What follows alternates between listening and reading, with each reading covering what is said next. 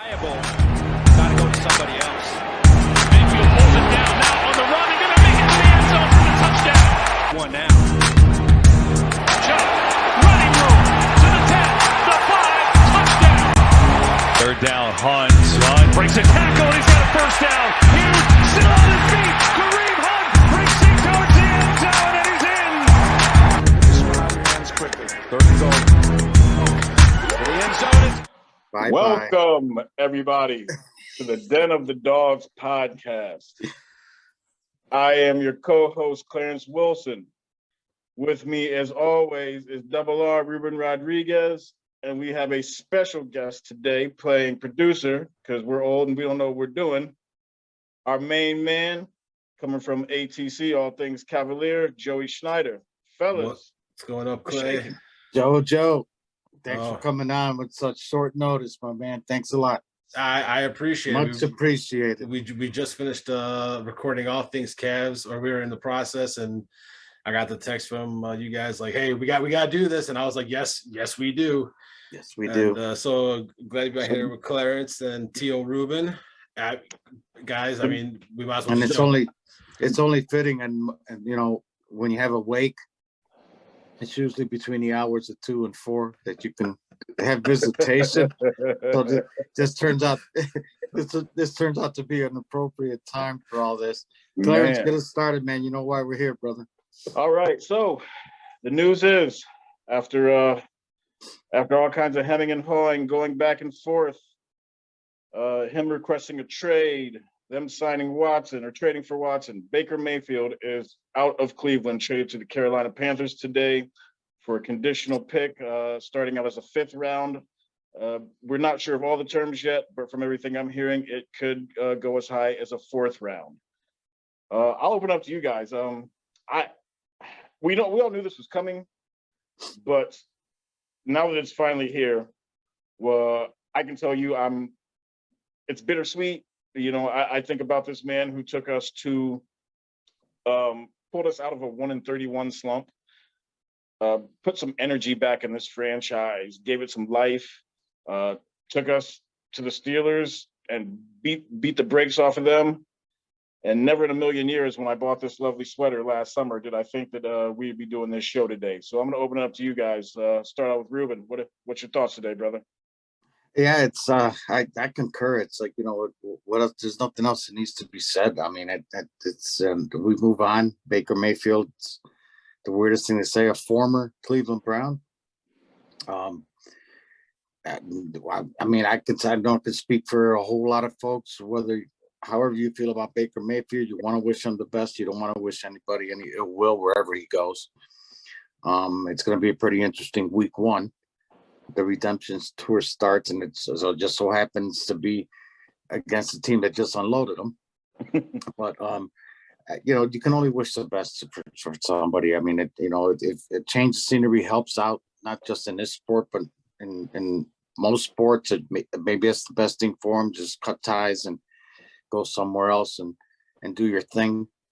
Carolina fans have to be ecstatic right now because they don't have to have another year with Sam Darnold. And I don't care what anybody tells me. Prior to 21, you take 2021 out of the picture.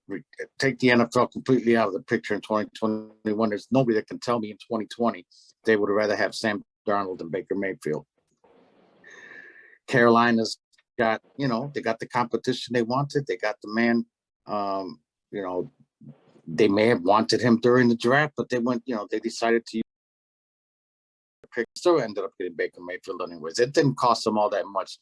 I saw somebody say they just ruined any chance they had to get CJ Stroud and whatever top quarterbacks are coming out of college, and that's a good thing to say as far as the confidence they have in Mayfield, because Mayfield would have to go 1-15 for them to do that, to get the top pick. But yeah, you know, we've been waiting for this. It took a while, but I'm going to throw something out at you guys here. If you read between the lines, if you dig a little bit deeper than this, the Cleveland Browns have to have some kind of assurance, or have to know what's going on with Deshaun Watson, and it's going to be in their favor in order for this trade to have happened today. Because if they have no assurances, or if they're confused, or they have absolutely no inkling as to what's going to be thrown at Deshaun Watson, they don't make this trade yet. This can work two ways here. We got rid of Baker Mayfield, and from what last I heard, the Browns are paying $10.5 million. The Panthers are paying $5 million, and Baker is eating $3 million. It's, he's betting. He'll take the $3 million hit because he knows he's gonna, if he does a. I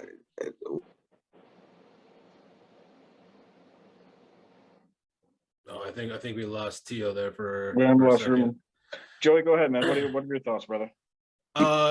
It's football the way he knows how to play. You got me? Oh, you're back. No, You're back. Yeah, you're back, but you were gone for a solid 7-8 seconds. Oh, okay. But yeah, I'll let Joey go. But that's the first thing I thought of. They have to know. They have to know what's coming down the pike for Deshaun Watson in order for them to all of a sudden, and what's her name, Josina, I think yesterday mentioned something. So something's been down the pike for a number of days after the last Watson hearing. I think they know, guys, what's going on here, and it's going to work in their favor. That's why they did this. So I have a whole lot of takes on this right now. First and foremost, I want to say I'm glad that Baker Mayfield got traded, and I don't mean that in a negative way. I mean that he deserves to have a fresh start with a new team. Obviously the Browns went another direction, and we signed Deshaun Watson, and you can blame the Browns, say all this baggage, whatever, or you can praise him, say he's the top 5 QB in the league. What's done is done. Deshaun Watson is a Cleveland Brown. And Baker Mayfield, obviously he got screwed in the deal, and he really did, and I don't agree with everything that Baker Mayfield did. I don't think that, you should be criticizing your coach or the front office or anything, especially during a press interview. And I think that he handled it poorly. I think the Browns handled it poorly, but as a player, I think that he deserves to have a fresh start. I mean, just like you said, Clarence, he brought us back from, 1 to 31. When Baker was taken number 1 overall, I think that there was a lot of hope here in Cleveland, and, he delivered. Last year he played hurt, and you got to take that into account, whether it was, his decision that he wanted to play, or the Browns organization decision that he should play. And he had really a subpar year, but however you want to look at this, whether you're pro Baker, whether you're anti-Baker, Baker deserves to have a fresh start somewhere else. And I think that, getting him to another team was the best thing for him. So I wish him the best of luck. I hope that, I wish that he has a great career. This had to happen. Baker needed to go. And that's just kind of the bottom line. The terms of the trade were that, as Clarence said, we get a 5th round pick, and it's a conditional 5th round pick that could turn into a 4th round pick. I believe it is based on playing time. I don't know if it's yes, it is. okay. Yeah. I don't know if there's anything attached to it as far as milestones on the field. I think it just might be playing time.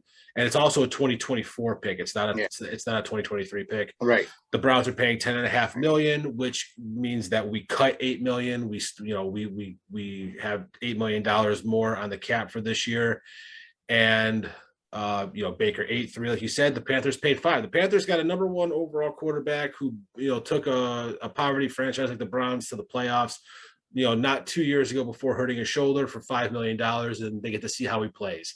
I think that's a win for the Panthers. The Browns get to end the saga of Baker Mayfield, and we get to finally move on here in Cleveland, as well as see what's next for Deshaun Watson. Going to your point, Ruben, I think that someone has to know something. There was even some, even as of recently, unless and obviously we're not in the know, but unless something, maybe it was just smoke or whatever, there was talks about Mayfield even saying maybe under the right circumstances, if Deshaun's suspended, I'll play. So I don't know if maybe the Browns just didn't want that to happen, or if they, like you said, someone knows something and Watson may only get 4 games. Maybe he gets 6 games, something that's manageable where the Browns can might come out of like the first 4 to 6 games at maybe 3-3, and then we get Watson back, and we have him for the rest of the season. So we'll know here in the next week and a half, 10 days, maybe 2 weeks. I know that everyone gets their paperwork on the 11th, and how soon after that we'll know how long the suspension is anyone's guess. But kind of my last point, and I'm gonna say this: Josina Anderson is officially the only person that I trust as far as reporting. I've been telling y'all. Well, I mean, she's always been on point, but I mean, this has been one of those things where it's really been anyone's guess, and pretty much this entire process, she has been absolutely pinpoint. Not Ian Rappaport, not anyone else. It has been Josina Anderson. She has been on top of it. She is, whoever her sources are absolutely fantastic. She's a fantastic personality, a good person, and man, has she really. I mean, she if she says something, everyone better listen. I mean, because she knows what's going on. But yeah, I mean, Baker is officially a Carolina Panther. The tragic saga of Baker Mayfield is over here in Cleveland, and now it's time to move on and pray to whoever you pray to, the football gods, whatever, that Watson does not get a full year, and that whatever this reporting is coming out saying that the NFL kind of screwed the pooch on this on this case, and he somehow gets a lesser suspension. And and that's kind of a question I have for you guys, because this is a topic that a lot of people are torn about. Deshaun Watson, you take everything out of it and you think about Watson, the football player, and you can't be anything but ecstatic that you have Deshaun Watson as your quarterback. You take the on-field stuff and you are torn, just absolutely shredded on the inside about what's going on, because you don't know what to believe. Obviously something had to have happened, but no, not even getting into all of that, kind of just knowing what we know. We've heard from a lot of credible sources that the NFL, there was 24 cases. Then it got, then they decided to focus on 17. Then they decided to focus on 12. And then they settled on 5 cases that they were going to present to Judge Sue Robinson, who is, presiding over basically how long Deshaun's going to get suspended for. And from all reporting, they had no evidence, nothing, to support that Deshaun Watson did anything illegal. Nothing. He put himself in a bad situation or bad situations. And you can say 24, and that's maybe true, but they brought 5. So you're talking, he put himself in 5 bad situations. And they went to a judge. Now, this is a judge, not Roger Goodell.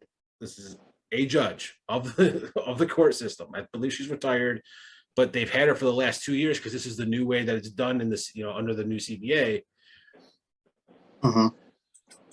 Do you think there is a realistic chance that he does not get suspended for this season? Or what do you think is the most that he gets? I don't see any way that he does not face some kind of suspension. This is, regardless of all that stuff that was presented, this is still a PR issue.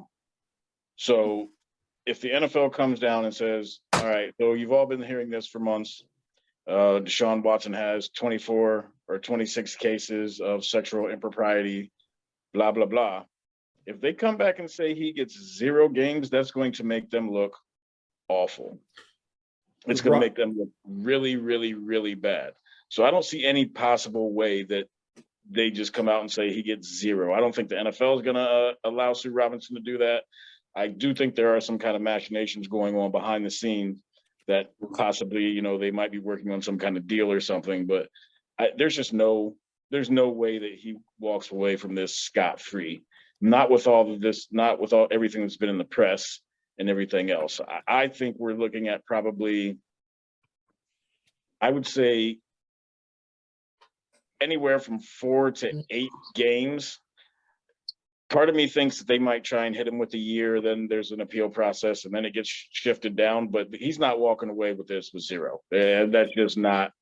The NFL would look awful, especially after MLB suspended Trevor Bauer for 2 years for his role with one woman. This is 24 different cases, 26 different cases, however many you want to count it. So there's no way that he's going to walk away scot-free with this. And I agree with you. I'm just playing devil's advocate here. Yeah, but and here's the thing. Wait, Here's the thing. Let me chime in here real quick. 0 games, okay? That's where, and I don't know.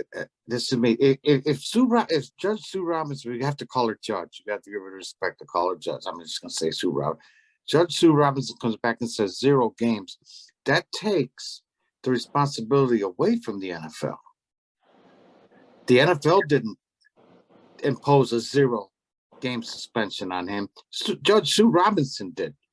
The independent arbitrator is the one that did that. The NFL's not coming back and say, hey, look, he got 0 games. That wasn't because we chose to give him 0 games. We hired somebody to make a decision. That's the decision she made. That's a decision that where the NFL can't do anything about it if she comes back with 0 games. Exactly. If she imposes even 1 game suspension on Deshaun Watson, the NFL automatically appeals that. And you know what? Goodell is going to get what he wants in the first place. Well, he's been pushing for his indefinite suspension. Never mind a year. He's pushing for an indefinite suspension where Deshaun Watson would then have to reapply for reinstatement after, whatever the terms are. Do you have to seek counseling? Do you have to seek, all that? Once you get all that, then you have to reapply for reinstatement. That's what Goodell wants. Who knows if he's, I guess they're probably trying to work on him, lessen his stance a little bit and just get this resolved. But anything more than 0 games is an appeal process on both sides. If they come back and say a year, the NFLPA is going to appeal. So why go through all of this, guys, and just sit down and say, listen, if she gives 1 game, you're going to try to appeal to a year. If they give a year, we're going to try to appeal it lower. So why don't we meet in the middle here and get something done? Because contrary to popular belief, Twitter lawyers and Facebook lawyers, you don't have to do anything, Joey, to your point. You don't have to do anything illegal to violate the personal conduct policy. Exactly. The personal conduct policy states any conduct detrimental to the league is punishable.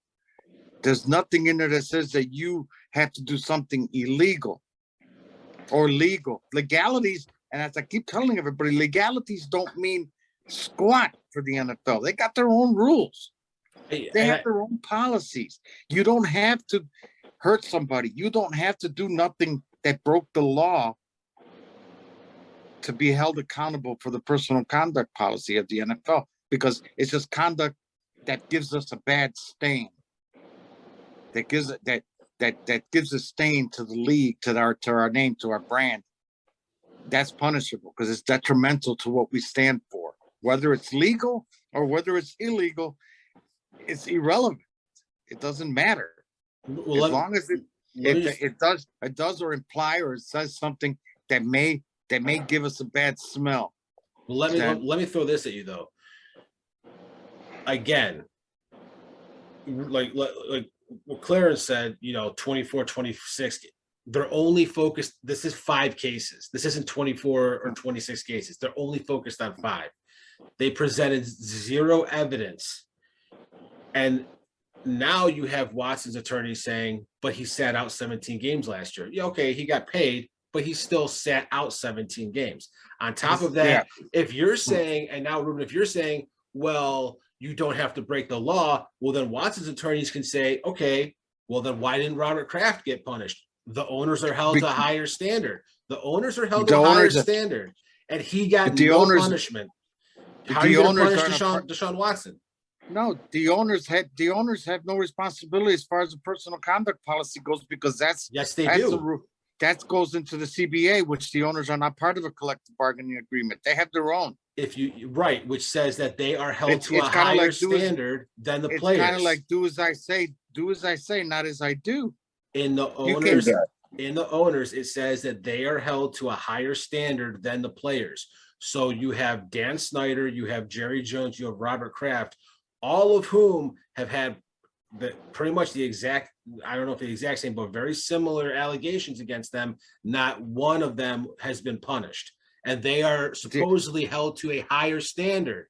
So you took 5 cases, presented 0 evidence.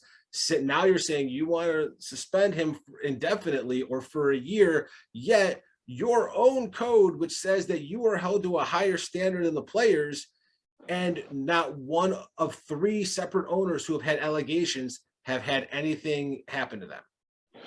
I want to jump in here. Let me jump in here real quick, Rube. We got plenty of time to talk about this. Yeah. This is Baker's Day. It is Baker Day. This is Baker's Day.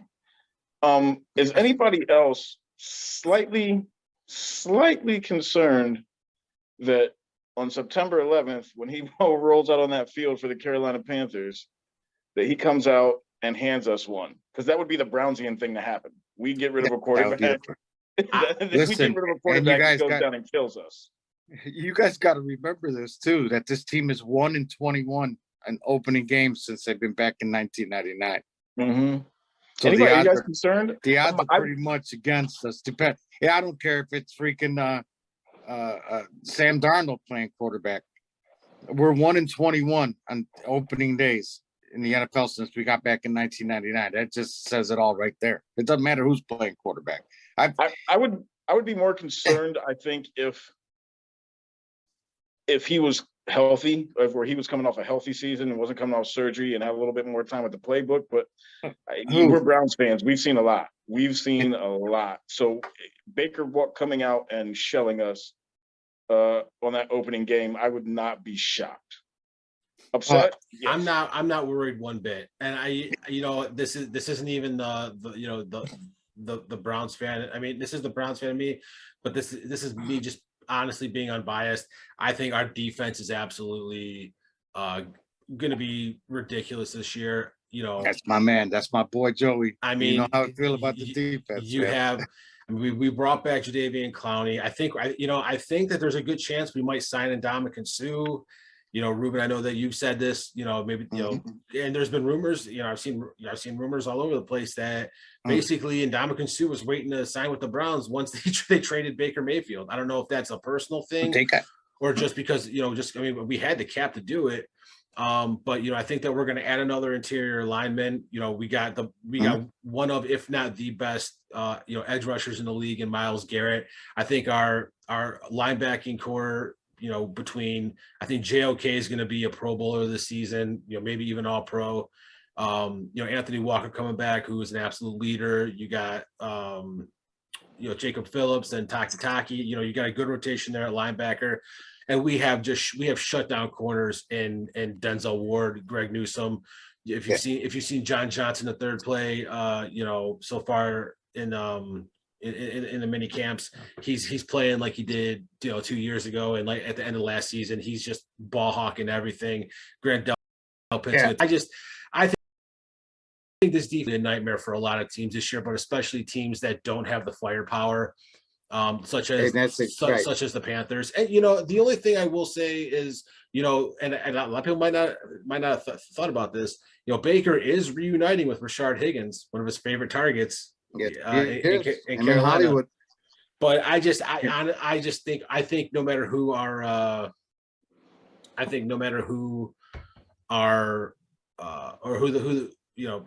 Panthers quarterback's going to be, I think our defense is going to be too much, and I think whoever our quarterback's going to be is going to be able to do enough. I mean, we have the best running back duo in the league, and Chubb and Hunt. And we had that last year too, Joe. We didn't use them quite enough.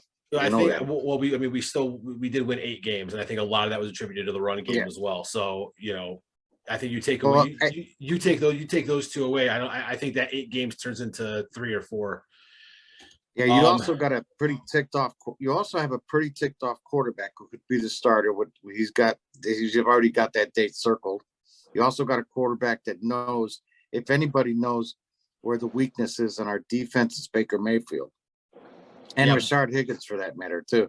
True, So, but I think our defense also knows Baker Mayfield's weaknesses. Yeah, we got to keep that in mind, that you got a guy like Christian McCaffrey who you can run out of the backfield. And if you don't have the right linebackers making tackles, that's a guy that can kick your holy you-know-what. Now let's talk about Baker Mayfield. Could throw a 3-yard pass to McCaffrey. You could turn it into 60 in a heartbeat. And they know that. It'll be interesting to see what happens, man. He's got that date circled.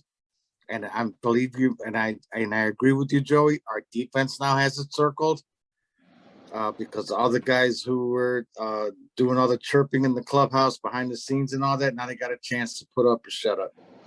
So it's going to be interesting, man. It's going to be very, very interesting. We are coming. Yes, up. with our remaining time left. Mm-hmm. Yeah, good. With our remaining time left, since this is Baker's final day in Cleveland. Favorite Baker Mayfield memory? Start with you, Joey. That's exactly what I was gonna say. No joke. That was it. My favorite. I'm going to be 100%. My favorite Baker Mayfield memory, and you could pick. I mean, he has had a lot of and I don't want to name a bunch. My favorite memory is actually probably the press conference where he said, I'm feeling dangerous.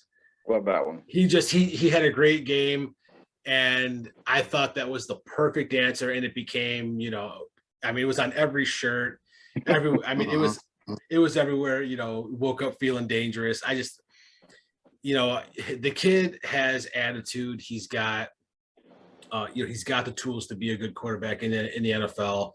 And, he's got that confidence. And even if you want to say it's cockiness, he has the tools, he's got the mindset when he's right. And if you can put it all together, I think he'll have a long career in the NFL. So that was probably one of my favorite Baker memories. And Double R? Yeah. For me, man, I go back a little bit ways and want to run to the other. There was one of the greatest players to ever play here or anywhere in the NFL's greatest play, their greatest run was a 4-yard run for a touchdown. That was Jim Brown against the Cowboys, when every member of the Cowboys defense had a shot at him and couldn't bring him down. 4 yards, touchdown.